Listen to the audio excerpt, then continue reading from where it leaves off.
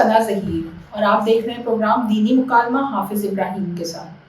آج ہم جس موضوع پر بات کریں گے وہ بہت زیادہ ان ہے اور لوگ اس میں انوالو بھی ہیں، اور اس پہ بات کرنے کے لیے جیسا کہ آپ جانتے ہیں ہمارے ساتھ موجود ہیں حافظ محمد ابراہیم صاحب۔ السلام علیکم۔ جی وعلیکم السلام۔ جی سر، کیا حال ہے آپ کے؟ اچھا، آج ہم جس موضوع پر بات کریں گے وہ سود ہے، تو سود کے کیا معنی ہیں؟ اسلام میں ہمیں سود کو کیوں حرام کہا گیا ہے؟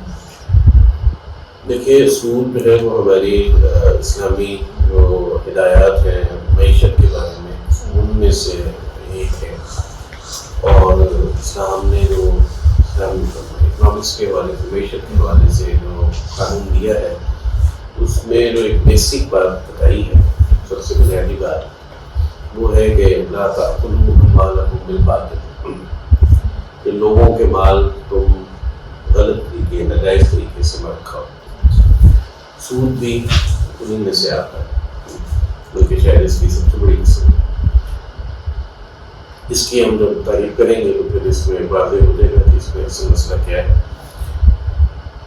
یہ جو قانون ہے میں یہاں حوالے کرنا چاہوں کہ نبی صلی اللہ علیہ وسلم نے بڑے ہی پیارے لفظوں میں مختصر سے الفاظ میں اس قانون کی ایک کہنے کے ایکسپلینیشن ہمارے سامنے رکھی ہے۔ یہ آپ نے ایک اصول یہ دیا ہے کہ ہر وہ ڈیل اور وہ درست قرار پائے گی جس میں درد ذیل دو چیزوں میں سے کوئی چیز نہ ہو۔ آپ نے فرمایا کہ لا ضرر ولا ضرر، یعنی نہ دونوں میں سے کسی فریق کا نقصان ہو اور نہ ہی کسی ایک فریق کے ساتھ کوئی دھوکہ فراڈ۔ اس کا مطلب ہے کہ جب کسی ایک فریق کے ساتھ دھوکہ ہو رہا ہے یا ایک فریق کو نقصان پہنچ رہا ہے تو یہ پھر ناجائز میں آ جاتی ہے۔ نبی صلی اللہ علیہ وسلم نے اس اصول کو لے کر اپنے زمانے میں ہونے والی جتنی تجارتیں تھیں سب پہ کامنٹ کی ہیں انہوں نے، حدیث کے باب تجارت میں مل جاتے ہیں۔ لیکن یہ اصول بڑا اہم ہے، کیونکہ ہو سکتا ہے کہ نبی صلی اللہ علیہ وسلم کے زمانے میں کوئی چیز ایسی ہو جس میں کسی ایک فریق کا نقصان ہو رہا ہو یا اس سے ایک کے ساتھ دھوکہ ہو رہا ہو، آج وہ چیز ختم ہو گئی ہو تو آج وہ چیز جائز ہو جائے گی، اور اگر حضور صلی اللہ علیہ وسلم کے زمانے میں نہیں تھا لیکن آج اس میں نقصان ہو رہا ہے، آج اس کو دھوکہ ہو رہا ہے تو وہ چیز آج جائز ہو جائے گی۔ تو یہ اصول بڑا ہے۔ اب یہ جو ہے کہ دوسروں کے مال ناجائز سے نہ کھاؤ، اس میں جب سود کا ذکر آتا ہے تو سود جس کو عربی میں ربا کہتے ہیں، اس کی مراد جو ہے وہ عربی زبان میں لیا جاتا ہے کہ آپ نے جب کوئی قرض کا معاملہ کیا، کسی کو قرض دے رہے ہیں تو آپ جس کو قرض دے رہے ہیں اس سے اضافے کا مطالبہ کریں اور اس اضافے کو فکس کریں۔ یعنی آپ نے کسی کو 100 روپے دیے اور آپ نے کہا میں واپس تم سے 110 لوں، واپسی پر جب آپ نے اس سے 10 زیادہ مانگے ہیں تو یہ جو فکس اضافہ ہے تو یہ اس کو سود بنا دیں۔ چنانچہ اس کو اگر آپ اپلائی کریں، ہمارے جو ٹریڈیشنل بینک ہیں اس میں جو سیونگ اکاؤنٹ ہوتا ہے اس میں وہ بینک پروفٹ فکس دے رہے ہوتے ہیں، یہ 5% کا اکاؤنٹ ہے، یہ 7% والا ہے، 10% والا ہے، 12% والا، جو بھی انہوں نے، کیونکہ وہ فکس ہوتا ہے اس لیے وہ سود کی کیٹیگری میں کرا جاتا ہے۔ اس کے مقابلے میں آپ کسی اسلامی بینک کے پاس چلے جائیں، وہاں سیونگ اکاؤنٹ کھلوائیں تو وہ آپ کو کہیں گے اس کیٹیگری کا جو ہے اس میں ہم پچھلے مہینے اتنا تھا، پچھلے 3 مہینے کی ایوریج یہ بن رہی ہے، پچھلے 6 کی ایوریج یہ بن رہی ہے، پچھلے 1 سال کی ایوریج، پیچھے کی بتائیں گے، اگلے مہینے کتنا ہوگا کہ ہم بھی بتا سکتے ہیں۔ وہ فکس نہیں ہے، تو ایک پچھلے مہینے سے پچھلے 3 مہینے 6 مہینے سے وہ آپ کو ایک آئیڈیا دور دے دیتے ہیں کہ راؤنڈ اباؤٹ ہمارے یہاں اتنا آج کل ہو رہا ہے۔ تو اس فکس نہ ہونے سے یہ اسلامی بینک میں سیونگ اکاؤنٹ پر اگر آپ کو پروفٹ دے رہے ہیں تو جائز ہو جاتا ہے، وہاں فکس ہے معاملہ۔ وہاں ایسے ہی اور بھی جہاں بھی ہمارے معاملات ہیں کہ جو ہے وہ ہم کسی کو اگر فرض کریں گے رکشہ دے دیتے ہیں کہ تم میرا رکشہ چلاؤ اور مجھے جو ہے وہ فکس اتنے پیسے میری گاڑی ہے، اب اس میں فکس کرنے میں مسئلہ یہ ہے کہ اگلے کو پتہ نہیں پروفٹ ہے کہ نہیں ہے، اگلے اس دن کو نقصان ہوا ہے یا آپ نے اپنا فکس کیا ہوا ہے، اب آپ کا تو پہنچ رہا ہے، اگلے کو نقصان ہو رہا ہے، اس میں پھر اس کے ساتھ کوئی اور طرح کی ڈیل کرنی پڑے گی جس میں آپ کو نقصان ہونا اس کو. پھر یہ کہ اگر جو ہے وہ لون ہے تو لون پر جو ہے وہ کوشش یہی کرنی چاہیے کہ کوئی اضافہ نہ لیا جائے. یہ میں یہی پسند کیا. تاہم کیش جو ہے اس کی ڈیویلیوشن ہو جاتی، اگر زیادہ اماؤنٹ ہو لمبے عرصے کے لیے ہو اس میں ویلیو کم ہو جائے. اس موقع پر اگر ہم چاہیں تو ہم اس کو کسی چیز کے ساتھ اٹیچ کر سکتے ہیں. دیکھیں نا پہلے زمانے میں کسی نے 1 من گندم کسی سے لی تھی تو اس نے 1 من گندم واپس جب کرنے گیا ہے تو ایک تو گندم کے ریٹ میں کوئی فرق آ گیا ہوگا، تو اس پہلو سے بھی اس کو کمی بیشی کچھ ہو سکتی ہے. یعنی ہو سکتا ہے کہ اس نے جو گندم جب لی تھی اس میں اگر اس کو 400 میں پڑی ہو اور 500 میں پڑی ہو، اور یہ بھی ہو سکتا ہے کہ الٹ ہو جائے. تو دونوں صورتوں میں وہ بہرحال اصل چیز تو 1 من گندم دینی ہے. نبی صلی اللہ علیہ وسلم نے ضرور یہ توجہ دلائی ہے کہ جب آپ قرض دینے جاؤ کوشش کرو بہتر قرض واپس کرو. اس میں آپ یہ کر سکتے ہیں کہ اگر آپ کے پاس بی کیٹیگری کی تھی تو آپ اے کیٹیگری کی گندم اگر افورڈ کر سکتے ہیں، ہوتا ہے افورڈ کرنے کا معاملہ وہ قرض نہیں. اس طرح سے اگر ہم اپنے کیش کو ڈالر کے ساتھ یا کسی کموڈٹی پیٹرول کے ریٹ کے ساتھ یا کسی اور سونے کے ریٹ کے ساتھ اٹیچ کر لیتے ہیں تو پھر کوئی معاملہ یہ ہے کہ آپ نے اتنے لاکھ روپے نہیں قرض کیے بلکہ وہ اتنے ڈالر یا اتنا پیٹرول یا اتنا سونا وہ اس کے ساتھ بھی آپ نے اٹیچ کے وہ دیا. اب آپ نے ریٹرن بھی وہی کر، اس پہلو سے پھر آپ اپنے لاس سے بچ سکتے ہیں. ایسے ہی جو ہے وہ اگر کسی کا جو ہے وہ بزنس کے لیے آدمی اپنے بزنس کے لیے مجھ سے پیسے مانگنے آیا ہے کہ مجھے ضرورت پڑ گئی ہے تو آپ مجھے پیسے دے سکتے ہیں، کیونکہ مجھے معلوم ہے کہ یہ میرے پیسے ہیں، یہ اس کے ساتھ بزنس میں جائیں گے کہ نہیں ہے کہ اس کے بزنس میں رہیں گے، تو اس سے مجھے اصل تو پیسے دے نہیں دینے. لیکن اگر وہ جو میرا پروفٹ بنتا ہے وہ بھی اگر مجھے دے کہ میں اس سے ڈیمانڈ کروں تو وہ بھی غلط نہیں ہو، کیونکہ وہ پیسے بزنس میں جائے. اچھا، سود اور جو کرایہ ہے ان دونوں میں کیا فرق ہے؟ یہ بڑا اہم سوال ہے، اس لیے کہ زمانے میں یعنی چیزوں میں فرق آ گیا ہے. 2 طرح کی چیزیں ہیں ہمارے پاس اصل میں. ایک وہ ہے کہ جن کو ہم استعمال کرتے ہیں وہ ختم ہو جاتے ہیں، ایک وہ ہے جن کو استعمال کرنے کے بعد ہم پیسے کی پیسے ان کو واپس کر دیتے ہیں. مثلاً ہم روز یا آٹو کسی نے استعمال کیا تو اس میں اس نے استعمال کیا اور اتر کر اس کا کرایہ دے دیا.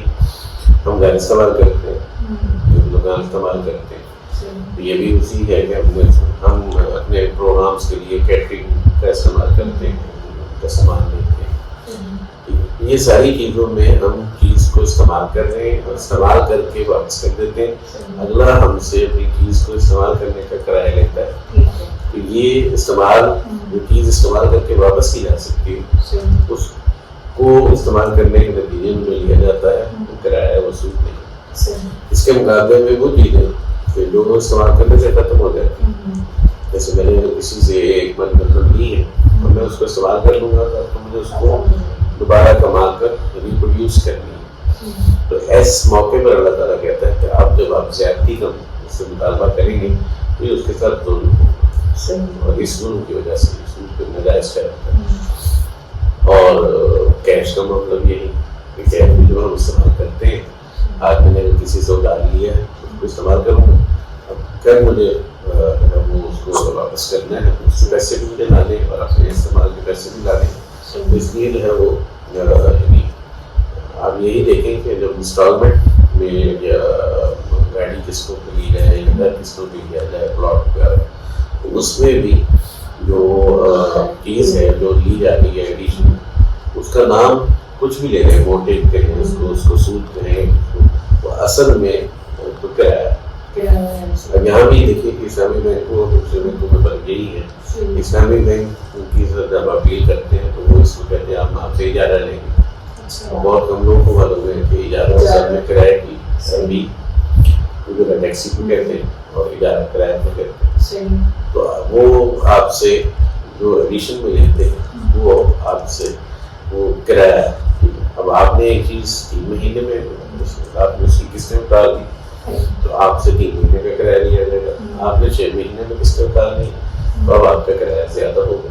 جتنی وہ قسطیں لمبی ہوتی ہیں اتنی اماؤنٹ اس لیے بڑھتی ہے تو اتنا کرایہ بڑھتا جائے گا. البتہ یہ جو قسطوں والا معاملہ ہے اس میں اگر آپ تھوڑا سا ڈیپ ذرا دیکھیں اس کو تو اس میں ایسا ہے کہ آدمی جو چیز خریدتا ہے اس نے 1 لاکھ کی ہے اور اس نے 10,000 دے دیے ایڈوانس. اب 1% کا 10% کا مالک وہ بن گیا, 90% کا مالک دکاندار. ہونا یہ چاہیے کہ اگلے مہینے کا جو کرایہ ہے پہلے مہینے کا وہ 90% میں سے دیا جائے کیونکہ 90% کے مالک کو اگلے مہینے میں جب دیکھ اپنی قسطیں اور دے دوں گا تو اب میں 20% کا مالک ہو جاؤں گا. تو اب جو ہے وہ 80% کا مالک ہو رہ جائے گا. اس سے اگلے مہینے میں کرایہ کم ہونا چاہیے. تو اس سے اگلے مہینے کا جو میں مالک بنتا جاؤں تو میرا کرایہ. یہ بھی ہے طریقہ جو بعض بینکوں میں ایسے ہی اس کو کاؤنٹ کیا جاتا ہے. خاص طور پر اسلامی بینک اس کو کوشش کرتے ہیں اسی طرح سے کاؤنٹ کرنے کی. لیکن اگر وہ اپنا کرایہ فکس بھی کر لیں کرایہ جو فکس ہوتا ہے تو اس لیے اس میں یہ ہے کہ وہ جو آپ کا ڈیل ہو رہی ہے اس پر آپ دونوں اگر راضی ہیں تو پھر اس میں یہ دونوں کی طرح ڈیل ٹھیک ہوگی. اب یہ کہہ سکتے ہیں کہ ایک میں ذرا بہتر ہے معاملہ, ایک میں ذرا اس کا دکاندار کا شاید زیادہ فائدہ ہوگا. یہ ہے بیسک پر ایک چیز استعمال ہونے کے بعد ختم ہو جاتی ہے اس پر اضافہ لیا جا سکتا ہے کیونکہ اس کو اگلے کو ریپروڈیوس کرنا. دوسری چیز آپ نے استعمال کر کے واپس کر دی. اگر آپ نے اس میں کوئی اس کا نقصان کیا تو آپ اپنا نقصان بھی کر لیں. اور یہ ایسی ڈیلس ایسی ہوتی ہے. اچھا, سود لینے کا تو ہم نے سنا کہ سود لینا جائز نہیں ہے. اب جو لوگ سود دے رہے ہوتے ہیں ان کے بارے میں کیا ہوگا؟ جی یہ بڑا اہم سوال ہے اس وجہ سے کہ ہمارے یہاں عام طور پر سود لینے اور سود دینے کو برابر ہی سمجھا جاتا ہے.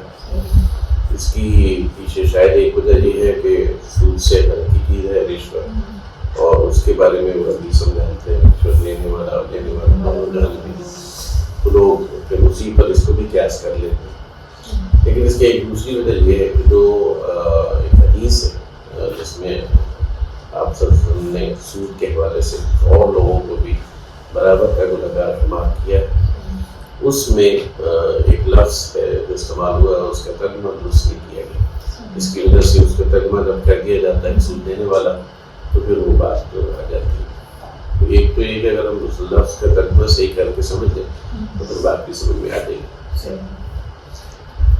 تو اس میں دیکھیے کہ مطلب اس سے پہلے کہ ہم اس حدیث کا مطالعہ کریں اور بھی اس کو ذرا سمجھنا چاہیے کہ سود جو ہے وہ اس کی جو حکومت کو بیان کیا گیا ہے اس کو قرآن مجید میں کون سے لفظ کیے ہیں, نبی صلی اللہ علیہ وسلم نے کون سے لفظ میں بیان کیا.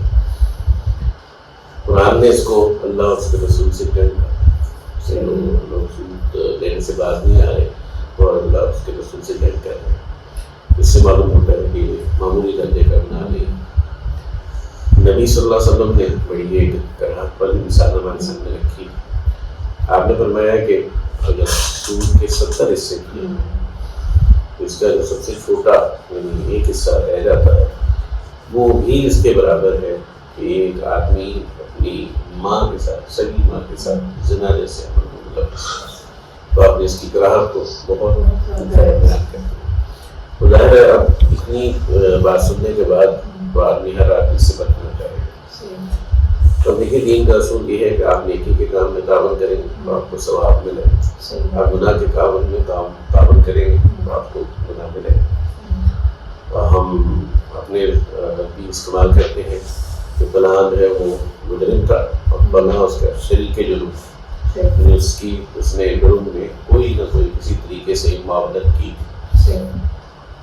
تو اس شریک جرم یا جو گناہ کے کام میں معاونت ہے اس کو نبی صلی اللہ علیہ وسلم نے جو الفاظ میں بیان کیا وہ بات ذہن رکھ دیتا ہوں, اس سے پورا وہ باتیں ہو جائے گا. پھر آپ نے فرمایا کہ سود کھانے والا اور سود کھلانے والا. سود کھلانے والا مطلب سے موکل، اس کا ترجمہ سود دینے والا میں نے کر دیا گیا. اس کی وجہ سے وہ ترجمے کی غلطی کی وجہ سے بات بدل گئی. اور سود کھلانا کیا ہے کہ آپ سود کے کام میں کسی کے معاون بنے ہوئے ہیں، کسی کے ایجنٹ بنے ہوئے ہیں. وہ ایک آدمی ہے وہ سود پر قرض دیتا ہے اور آپ اس کے لیے پارٹی روم کھلاتے ہیں کہ وہی وہ آ کے اس سے قرض دیں. یہ سودی کام ہے، ایجنٹ یہ سود کھلانا. اس کے علاوہ پھر آپ نے کہا کہ سود کے ڈاکومنٹ لکھنے والا، سود کے ڈاکومنٹ پہ گواہی دینے والا، یہ سب برابر. اب دیکھیں گے کھانے والا تصرف کر رہا ہے، باقی اس کے معاون بن رہے ہیں. اور اس پہلو سے دیکھے جائے تو سود دینا تو کوئی تعاون کی بات نہیں. مجھے قرض چاہیے تھا، مجھے کسی نے جو ہے وہ بغیر سود کے قرض نہیں دیا. مجھے بینک نے کہا کہ آپ میرے سے لے لو پیسے، مجھے زیادہ واپس کر دینا. تو گناہگار تو وہ بینک ہو رہا ہے تو مجھ سے لے رہا ہے، میں تو نہیں ہو رہا. میں مجبور کی جگہ پر بھی ہو سکتا ہوں اور نہ بھی مجبور کی جگہ پر ہوں اور میں دینے والا ہوں، تو میرے لیے تو دین کی بات کہیں نہیں. پھر ہم دیکھتے ہیں کہ نبی صلی اللہ علیہ وسلم نے، آپ کو معلوم ہونا چاہیے کہ سود کی حرمت ہے نا آخری احکامات میں سے، قرآن مجید کے بھی آخری آیتوں میں اس کا ذکر ہے. اور نبی صلی اللہ علیہ وسلم نے اپنے قتل بتا ہے اس میں جہاں اور باتیں کی ہیں وہاں آپ نے فرمایا کہ میرے خاندان میں جتنا سود لینا ہے میں اس کو آج ختم کر. تو آپ نے لینے کی بات کی. اس پہلو سے دیکھا جائے تو سود دینا دین کے ان معاملات میں آتا ہے کہ جن پر دین خاموش کھڑا ہے. بہت سارے معاملات ہیں جن پر دین خاموش کھڑا ہے. چنانچہ علماء جو ہے انہوں نے اس کا جائزہ لیا کہ دین خاموش ہوتا ہے تو اس چیز کے بارے میں کیا رویہ رکھیں. انہوں نے کہا کہ جو چیز اصل میں مباح یعنی حلال کے دائرے میں، جائز کے دائرے میں ہوتی ہے، دین اسی کے بارے میں خاموش ہوتا ہے. جو چیز ناجائز کی جگہ پر ہوگی دین اس کے بارے میں خاموش نہیں رہ سکتا. تو اس لیے سود دینے کے بارے میں اگر دین خاموش ہے تو اس کا مطلب ہے کہ سود دینا دین میں کوئی اس پر سوال ہی نہیں کیا گیا. یہ بھی کوئی گناہ کی بات ہے. سود لینا ایک بہت بڑا گناہ ہے. سود کھانا جو ہے وہ آدمی دے نہیں رہا. آپ دیکھیں گے کہ اللہ تعالیٰ یہ توجہ دلاتے ہیں کہ تم اپنے بھائی کو قرض دو، ویسے صدقہ نہیں دے سکتے قرض سے. اور پھر قرض دیا ہے تو واپسی کے لیے اس کو تکلیف ہو رہی ہے تو تھوڑی ڈھیل دو اور اگر معاف بھی کر دو. یہ بڑی اچھی بات ہے. اور وہ دیکھیے کہ جو ہم نے قرض دیا ہوگا اس کو معاف کرنا بڑا آسان ہوگا. میں جیب سے پیسے نکالوں اس نیت سے کہ یہ میں نے واپس نہیں دینے، یہ بڑا اسٹیپ، بڑا اسٹیپ. اس لیے مجھے ہمت چاہیے. ابھی اتنی ہمت نہیں تھی، میں نے قرض کے نام پہ دے دیا. اب اگلے کی بھی خودداری کا معاملہ ہوتا ہے تو وہ اس کو معلوم ہوتا ہے کہ میں نے دے دی.